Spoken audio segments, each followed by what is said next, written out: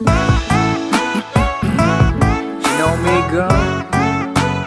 I'm a motherfucker saying that.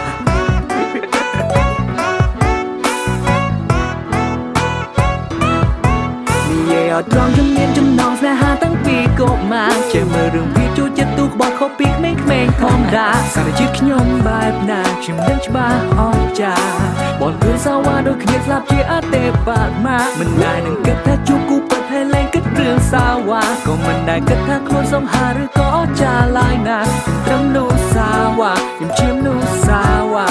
ខ្ញុំតែងតែទឿនខ្លួនថាកុំតែធ្វើបាបអ្នកណាខ្ញុំដឹងថារូបខ្ញុំនេះមិនល្អទៅខ្ញុំមិនយកអ្នកណាព្រោះមិនចង់ឲ្យរូបគេឈឺផ្សាព្រោះតែរូបខ្ញុំឡើយណាព្រោះខ្ញុំនោះសាវ៉ាខ្ញុំជាមនុស្សសាវ៉ាខ្ញុំតែងតែទឿនខ្លួនថាកុំតែធ្វើបាបអ្នកណាក៏ដឹង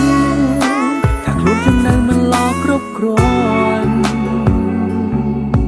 មិនចង់ឲ្យអ្នកណាមកពាក់ព័ន្ធក្នុងជីវិត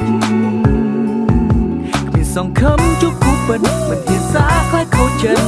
តែជីវិតខ្ញុំនឹងឯកាបែបនេះរហូតដល់ពេលណាដែលនឹងគិតថាជួបគូពិតហើយលែងគិតរឿងសាវ៉ាក៏មិនដែលគិតថាខ្លួនសង្ហាឬក៏អស្ចារ្យឡើយណាខ្ញុំត្រឹមនោះសាវ៉ាខ្ញុំជាមនុស្សសាវ៉ា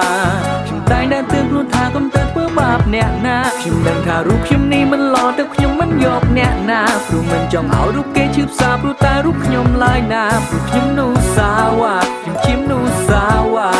ខ្ញុំតែងតែទឿនខ្លួនថាកុំទៅធ្វើបាបអ្នកណាមានមនុស្សជាច្រើនតែសួរខ្ញុំថាពេលណាទៅយកសង្សារតែគ្រប់ពេលតែតបទៅថាមិនទាន់ចង់មានស្នេហាមិនចង់ឲ្យគេឈឺផ្សាមិនចង់ស្រឡាញ់អ្នកណាព្រោះដឹងថាស្នេហានេះវាគង់តែមិនថិតថេរ Yo អ្នកអូនសម្លាញ់ចរិតអូនបែបហ្នឹងទោះមិនប្រាប់ក៏ដឹងថាអូនត្រូវការបងតែបងសុំទោសព្រោះវាជាដំណងបាច់ចាប់ដើមនឹងអូនទៅចាប់ដើមនឹងគេមិនមែនបងមិនកើតបណ្ដោយអូនទៅទេមិនមែនបងមិនកើតប៉ុន្តែកំណត់ថាជាបងវាមិនល្អទេមិនមែនបងមិនកើតមិនមានសម្រាប់បែបដូងនោះទេមិនមែនបងមិនកើតប៉ុន្តែកំណត់ថាជាបងវាខុសគេអារម្មណ៍លើរបៀងកាយផ្សេងអារម្មណ៍ទៅជាស្នេហាផ្សេងស្រឡាញ់គេទៅយកខ្លួនឯងទៅរបងប្រែប្រែមួយនៅបែបនេះថាជួបគូពិតហើយលែងគិតរឿងសាវ៉ាក៏មិនដែលគិតថាខ្លួនសង្ហាឬក៏អស្ចារ្យឡើយណាខ្ញុំត្រឹមនោះសាវ៉ាខ្ញុំនោះសាវ៉ាខ្ញុំតែងតែទឿនខ្លួនថាកុំទៅធ្វើបាបអ្នកណាខ្ញុំដឹងថារូបខ្ញុំនេះមិនល្អទៅខ្ញុំមិនយកអ្នកណាព្រោះមិនចង់ឲ្យរូបគេឈឺផ្សាព្រោះតែរូប